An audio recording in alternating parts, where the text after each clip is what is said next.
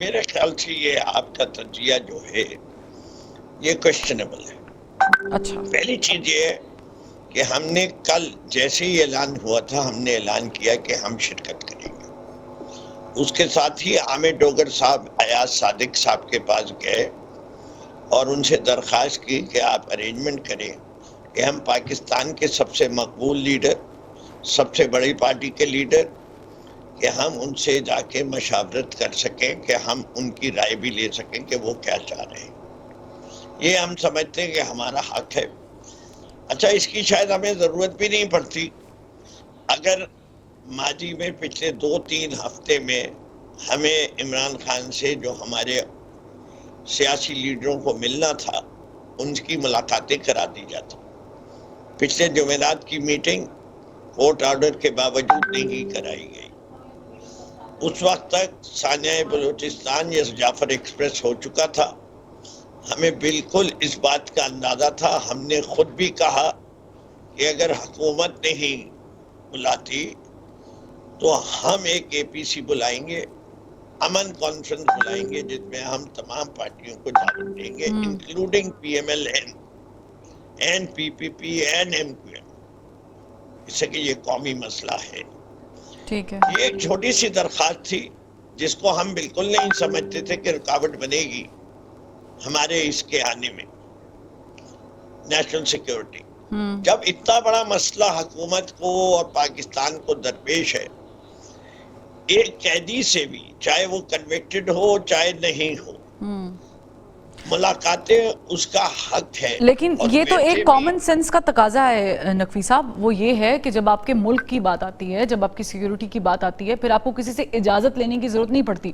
آپ خان صاحب کو بعد میں بھی بریف کر سکتے تھے. سر سوال سن لینا، پلیز سوال سن لیں. میں نے بڑے پیشنس کے ساتھ سنا ہے نقوی صاحب. اور آپ ان اعتراضات کے ساتھ بھی جا سکتے تھے قومی سلامتی کی کمیٹی کے اجلاس میں.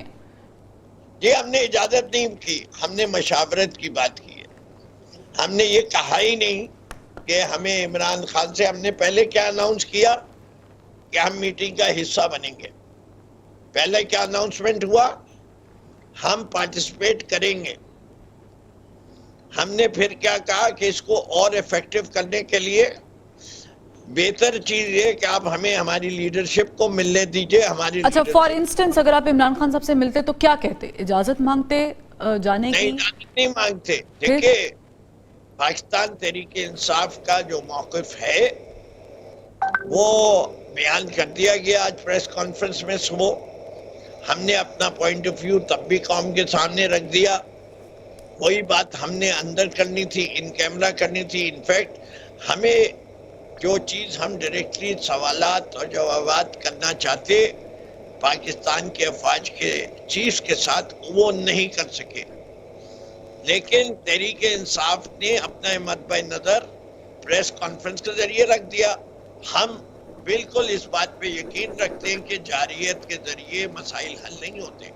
ہم اس بات پہ بھی یقین رکھتے ہیں کہ دہشت گردی کا مقابلہ لیکن اس طرح پوائنٹ یہ ہے کہ غزہ سے اظہار یکجہتی کے لیے اجلاس بلایا جاتا ہے، آپ لوگ نہیں جاتے. پھر I can't hear you while I'm speaking. Sir, but I have to speak as well now because time is important, and I am asking you a very important question that why you guys always be absent when it comes to national security, when it comes to issues, serious issues like Gaza.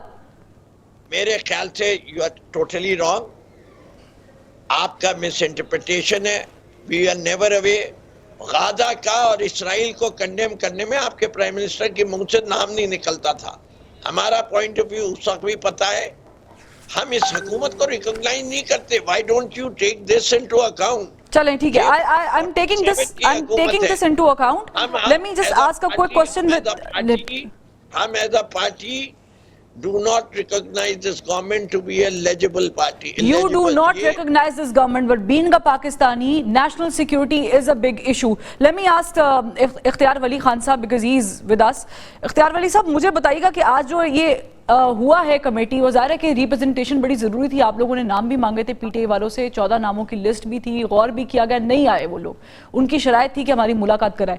آپ لوگوں نے کیا decide کیا؟ کیا ہم ایک مرتبہ پھر نیشنل ایکشن پلان مرتب ہوتے اور اس کا امپلیمنٹیشن دیکھیں گے؟